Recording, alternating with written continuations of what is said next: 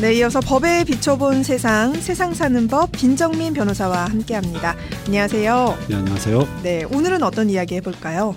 네, 청취자 여러분들 중에서 어린 자녀를 둔 학부형들도 계실 텐데요. 혹시 구름빵이라는 동화를 아십니까? 네. 이 뽀로로나 핑크퐁 못지않게 아이들 사이에는 유명했는데요. 이 동화는 지난 2004년에 출간이 되었고요. 이후 8개국으로 수출되었고 50만 권이 넘게 판매되었습니다. 네. 여기서 그치지 않고 뮤지컬과 애니메이션까지 제작되어서 총 4,400억 원 정도의 수익을 올렸다고 합니다. 네. 그런데 이를 두고 출판사와 작가 간에 소송이 진행 중입니다. 어떤 사정이 있는지 한번 살펴보도록 하겠습니다. 네. 이 구름빵은 출간 이후에 정말 선풍적인 인기를 끌었잖아요. 작품으로서는 대성공을 거뒀는데 말씀하셨듯이 수익이 4,400억 원이 수익이 났으니까. 그런데 이게 구름빵을 쓴 백희나 작가에게 돌아간 돈은 적다는 이런 보도가 나왔었는데 이 작가가 왜 그 부가 수익을 거두지 못한 건가요?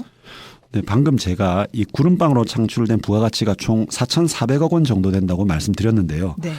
정작 이 동화의 저자인 백희나 씨에게 돌아간 돈은 약 1,850만 원, 즉 2천만 원도 되지 않았다고 합니다. 수익이 4,400억 원이 났는데. 그렇죠. 네. 일반인들, 우리 같은 사람들이 보기엔 좀 뭐가 좀 이상하죠. 네. 그 이유는 애초에 백 작가가 출판사와 체결한 계약 중에 소위 매절 조항이라는 것이 들어있었기 때문입니다. 네. 백희나 작가를 울게 만든 매절 조항. 이 매절 계약이 어떤 건가요? 예, 사실 이 매절 계약이라는 것은 출판업계에서 관행적으로 사용하고 있는 용어라고 하고요. 그래서 그 의미가 법적으로 정확하진 않은데요. 네. 일반적으로 출판사가 원작자에게 저작권인 이제 인세를 한 번 지급하고 네. 그 이후에는 책 판매량이나 기타 추가 수익에 대해서는 아무런 보상을 하지 않는다는 내용의 계약을 말합니다.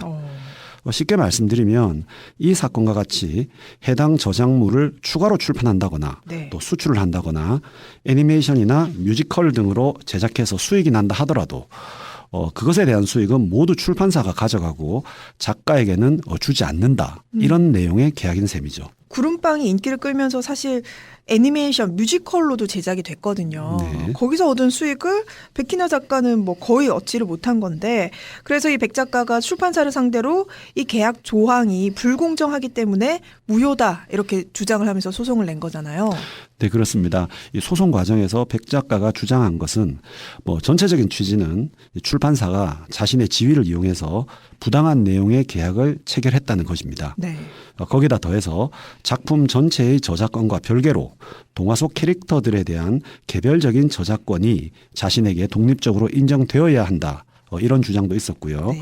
또 애니메이션이나 뮤지컬과 같은 2차 창작 과정에서 작가의 동의 없이 설정과 배경을 일부 변경한 것에도 문제가 있다. 이런 주장들을 했습니다. 네. 그런데 이 백 작가의 주장이 재판부에서 받아들여지지가 않은 거잖아요. 2심에서도 패소를 한 걸로 알고 있는데 재판부가 그렇게 판단한 이유는 뭘까요? 네, 말씀하신 대로 1심과 2심 재판부에서는 일단 이 매절 계약 내용 자체가 현저하게 불공정해서 무효는 아니다.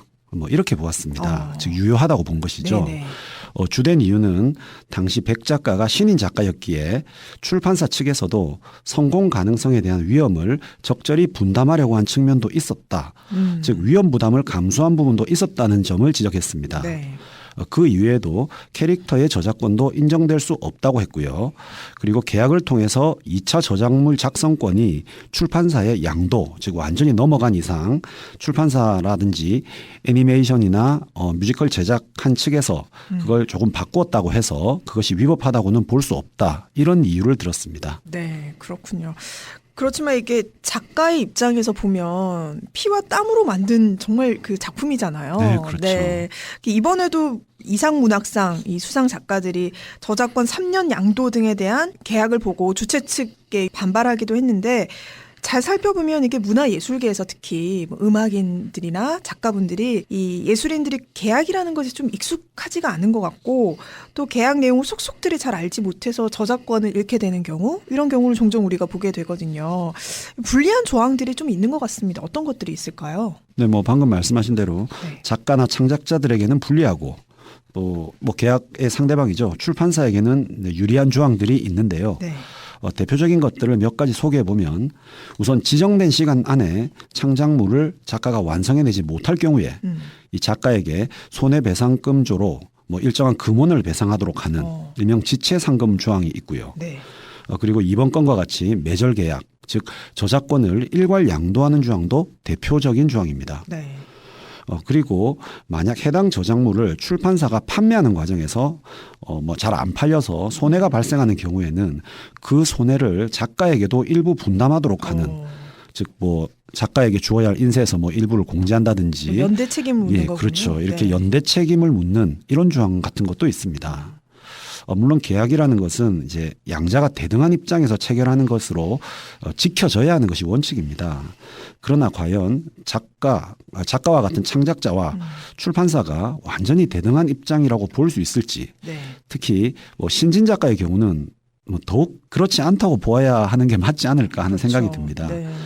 그런 부분을 이용해서 출판사 측에서 너무 자신에게 유리하게 계약 내용을 설정하는 것은 뭐 여러 가지 문제가 있어 보입니다. 네. 이 구름빵 이 소송이 사실은 불공정 매절 계약의 어떤 대표적인 사례로 많이 알려져 있는데 앞으로 뭐 신인 작가들의 좋은 작품이 좀 새로운 작품이 많이 나오기 위해서라도 이 창작자가 저작권을 제대로 행사할 수 있도록 좀 법적인 보완이 필요하겠다라는 생각은 들더라고요.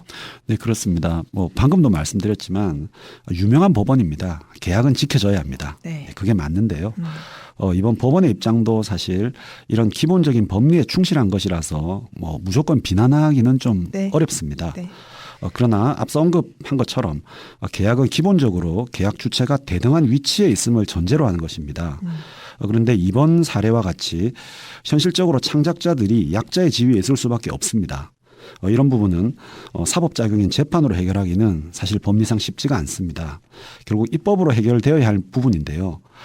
이를테면 계약 내용이 불명확한 경우에는 저작권자에게 유리한 방식으로 해석하도록 한다거나 네. 또 이번 건의 경우와 같이 저작물에 대한 포괄적 양도를 아예 금지시킨다거나 네.